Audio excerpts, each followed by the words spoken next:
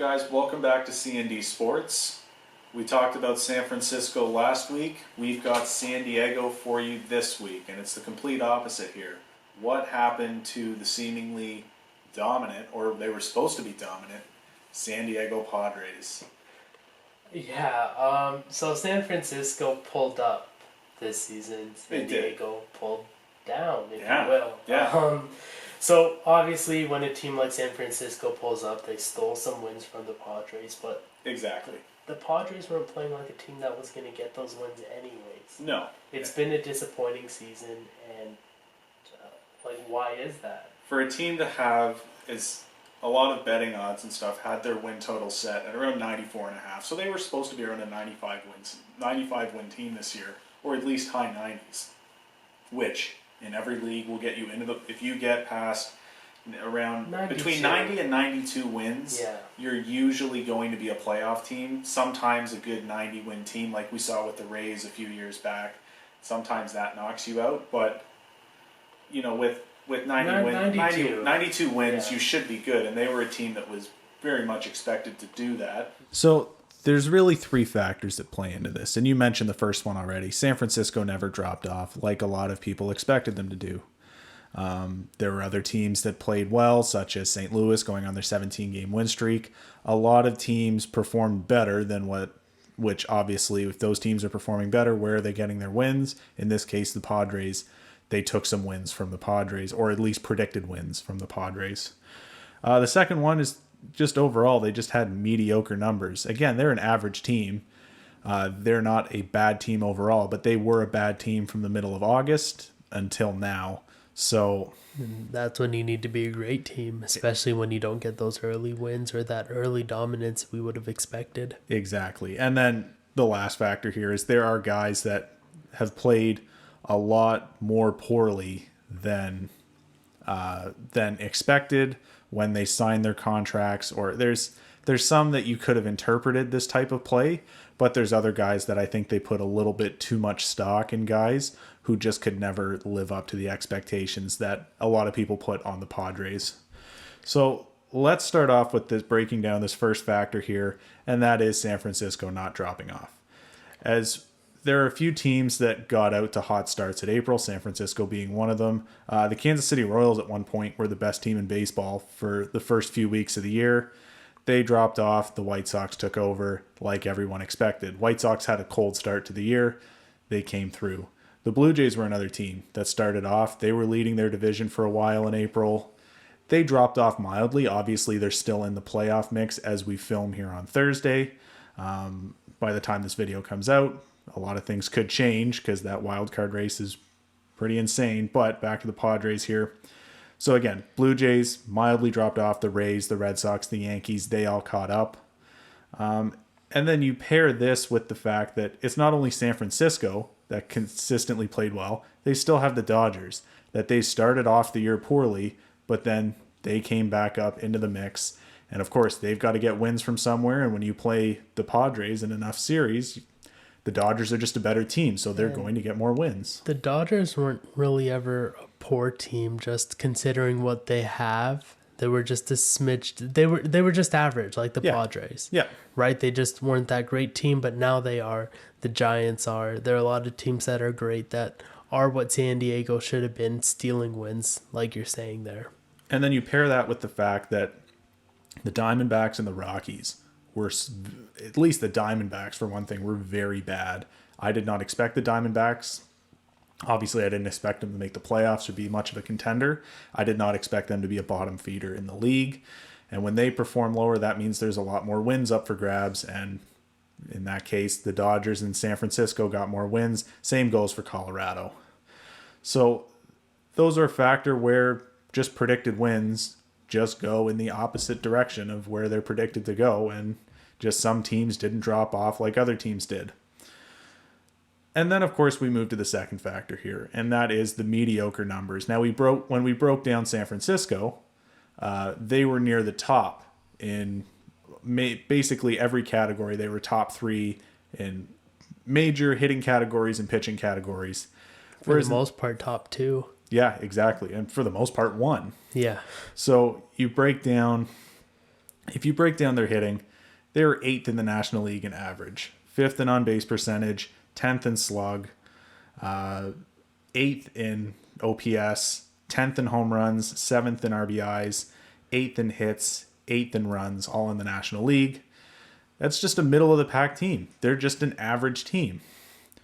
It's actually lower than It's- middle of the pack. It's Right. yeah, it's a little, it trends towards the lower middle. Yeah. They're not in the bottom 5, but they're certainly not in the top 5 in a lot of categories, other than in this case on base percentage. But 5th in on base percentage, if that's the only category you're in top 5, you're probably not going to make the playoffs. And the same goes for pitching. 8th in the National League in ERA, 7th in hits allowed, 8th in runs allowed, 10th in home runs allowed, 5th in walks issued, 6th in whip, 7th in opposing batting average here. So it's one of those things where they're not top 5 in a whole lot of things, and they trend towards the lower end of the middle there. They're just your average run-of-the-mill team, and they obviously, this is a disappointment because they weren't supposed to be this, but by no means was, they're just an average team. Yeah. And then we move to the third factor here. Players, there's just some players they put too much stock in based on past performances, especially based on 2020 performances. And we'll start with Will Myers, who is in the midst of a 6-year, $83 million contract, which he signed in 2017. And it's a backloaded contract. So he's receiving $20 million right now, and that's going to be bumped up to $22.5 million after signing bonuses. So for a guy that's making $22.5 million to never have achieved a WAR over 1.9 in this length of his contract so far, he's never had a strikeout rate under 25%. He's never had a walk rate over 11%. He's never had a positive defensive rating since he signed that contract. He's only broken 20 home runs once when he had 30 in 2017, albeit he was on pace in 2020 for getting well over 20 home runs. He had 15 in that shortened 60-game season. But again, for a guy that is notably, he's got a lot of raw power. You expect a little bit more power out of him. And the thing is with Will Myers, the best comparison I have to him is Randall Grichuk, who, being a, we're based just outside of Toronto, so a lot of our fan base is Jays fans. They'll know Randall Grichuk very well. When he was a guy that came over from St. Louis, he was always touted with having raw power. And it's one of those things where, yeah, Will Myers has that same raw power, but the difference between them is Randall Grichuk has focused his raw power into more of contact power. He's going to hit more doubles. He's not going to swing for the fences every time, and he's going to cut down his strikeouts. Whereas Will Myers, I felt there's a lot of holes in his swing, similar to that of Joey Gallo and Gary Sanchez. Obviously, he's not as bad of a hitter as those two are in terms of contact. At least he's going to hit for a higher average. But it's one of those things I feel that for the amount of raw power he has, he hasn't necessarily focused his efforts on contact. And that's one of the demises of Will Myers. And I think based on his season last year, he had a decent year in 2020, and I think the Padres put a little bit too much stock in his shortened season and expected a little bit too much of him this year. Because his stats this year, 17 home runs, 63 RBIs, 56 runs. Those aren't the numbers that you expect out of a guy who's making $22.5 million. With the strikeout rate approaching 30%, a walk rate under 11%, only hitting 258, his on-base percentage only 336. And again, a 1.6 WAR for $22.5 million. It's too much stock on limited 2020 success. Yeah, and it's not like he's showing up defensively. He's arguably hurting them defensively. Exactly. And another guy hurting them defensively is the next guy on our list, and it's Eric Hosmer, who has been hurting them defensively for a long time now. He's just not who he was in Kansas City, and people haven't noticed until now. He's not a superstar, and he's not. I mean, I don't want to say he's not good at baseball, but he's by no means a strong baseball player anymore. Because obviously, if you look at his wins above replacement this year, it's 0.2. Like he's not losing you any games by any means, but he's not really winning you any games either. He's just a guy that fills a gap for them, and I think you need to do more than fill a gap if you're going to be a World Series contending team. So Eric Hosmer's a guy, he's signed a massive 8-year, $144 million contract in 2018. And like we broke down what Will Myers hadn't done in that contract span, so we're going to do the same thing for Eric Hosmer here. Eric Hosmer has never had a WAR above 0.9. He's never offered a full win above replacement, which is shocking considering 2017, the year before he signed that contract, he had 4 wins above replacement and was a dark horse, in my opinion, for MVP that year. He's never had a strikeout rate under 17%, never had a walk rate over 10%. He's never had a positive defensive rating. He's only had a positive offensive rating once, and that was in the shortened 2020 season. He's only driven in 70-plus runs once. His on-base percentage has never exceeded .350. This season's numbers, 17.3% of the time he's striking out. 8.6%, only 8.6% of the time he was walking. The 272 average isn't bad, but the 341 on-base percentage paired with that isn't great. Teams don't fear him. Teams don't fear him. He had a -2 offensive rating this year. A 0.2 WAR, like I stated. So again, he's just filling a gap, and you need to do more than that. And, well, you're an offensive player, and your offensive rating's negative. Exactly. Your defensive rating's negative 14.5. And he's never been a defensive guy, and I want to stress that. He's never been great at defense. 14.5? Negative 14.5 is... That's bad. That's near the bottom at his position. And I'll be honest, you got to be better as a first baseman, especially of his caliber. You have to put up a better total. Because if you're a negative 14.5 defensive rating at first base, I really wonder what you're doing defensively at first base. And like it's not even like they can move him to DH. He's in the NL. So yeah, it's got to be a trade or something. Exactly. And it's one of those things that I don't know at his age if he can get better. And he hasn't shown any sign of it, unless this is a wake-up call for San Diego. It could be, but when you're making $144 million over 8 years, you really need to be better than just someone who fills a position. Series, so what's the incentive for Eric Hosmer to improve? Yeah, it's a fair point. It's up to him, but there's a ton of opportunities for him to opt out. But he's not going to do that because his value has been tanked since he's started playing in San Diego. So yeah, he's a bench player. Yep. And the last player I want to outline here is Yu Darvish. And Yu Darvish, obviously, he was a Cy Young candidate last year. And so when they acquired him, they acquired the last 3 years of his 6-year, $126 million contract, which obviously they got him from the Cubs. And this season, it started off really well for him. He made the All-Star team this year. But then suddenly after the All-Star break, he was not that he was below average, he was very bad. And it somehow, I'm not accusing him of anything, but it did happen just as the foreign substance crackdown was happening. So, again, I'm not accusing him, but I also know how to put 2 and 2 together here. It's questionable timing. I will say that. But he's a guy that when you're a Cy Young Award winner, he has the same amount of wins this year that he did in a shortened 60-game season last year. They played around a third of the games. And you can't even say it's a run support thing or the offense didn't show up in those losses. Yeah. He's causing some losses there. Yep. Like he owns them, and he hasn't been lights out. He hasn't been that shutdown pitcher he's been in the past. Yep. The stat that I think is very telling of the year that Yu Darvish has had is the fact that 2.9 wins above replacement. Not terrible for a starter, but that's a back-end starter. You're paying him to be one of your aces. And his wins above replacement in a 60-game season last year was 3.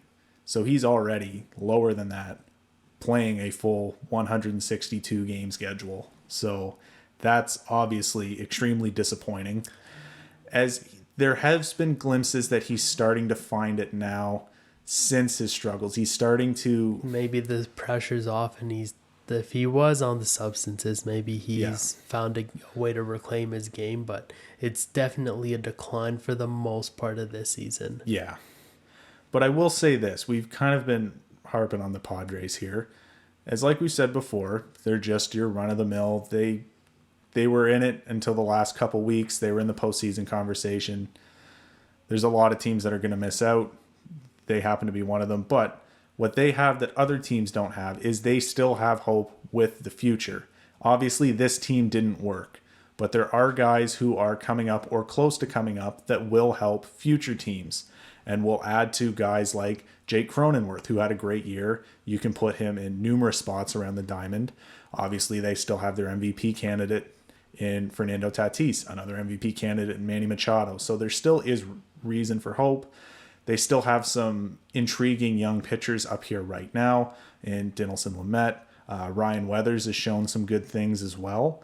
But they have Blake Snell too. They still have Blake Snell. They still have Joe Musgrove, who had a great year this year.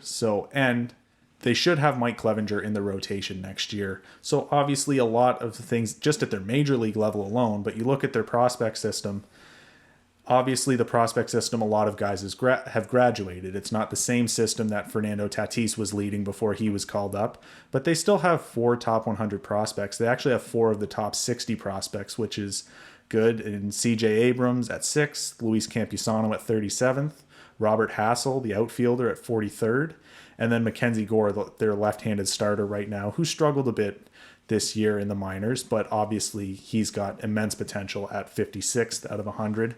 So there is still hope coming up, as well as hope on this roster that, by all means, this was just a down year for the Padres. I don't see this as being a trend. Obviously, some changes need to be addressed with, when you're supposed to be a mid-90 win team and you're going to finish around 500, there's obviously the blame has to be pointed somewhere. Yeah. And changes need to be made. But this was just a team that had high expectations. It just turned out to be an average ball club. And it's got to be a mix of building from within, developing from within, improving from within, because they have the talent. Obviously, right. They were projected to get 95 wins, but a mix with moving out the players who aren't doing the jobs you expected of them, if possible. Right. And bringing in the guys that get the job done, even if it's lower names, even if it's less marketable players. Focus on building this team right, because they should be a lot better than they were this past season. Focus on finding the Jake Cronenworths, because that was a guy that was a pitcher in their minor league system, and they really developed his hitting side, and he's become a staple in their infield right now. So focus on those guys that are the last guys to make your roster, because sometimes they can surprise you. Again, focus on from within. Don't make the flashy moves, like you said. It's not always necessary, because you've seen the flashy moves sometimes don't work out. Focus on making a sound ball club like San Francisco made this year. I hate to compare them to San Francisco all the time. San Francisco took their swagger. But San Francisco, they're doing exactly what we expected of San Diego. They just flip roles. So with that, that'll do it for our San Diego Padres video. Thanks for watching, guys. If you like the video, give it a like down below. Subscribe so you don't miss any of our other uploads. Comment down below what you think of the San Diego Padres season. Were you disappointed? Let us know in the comments. Make sure to go check out our San Francisco Giants video that we mentioned too. That's over on our channel. Again, subscribe so you don't miss any of our other uploads. And we will see you in the next video. Peace. Trying to get that to 600, huh? Yeah. Oh, I'm pushing.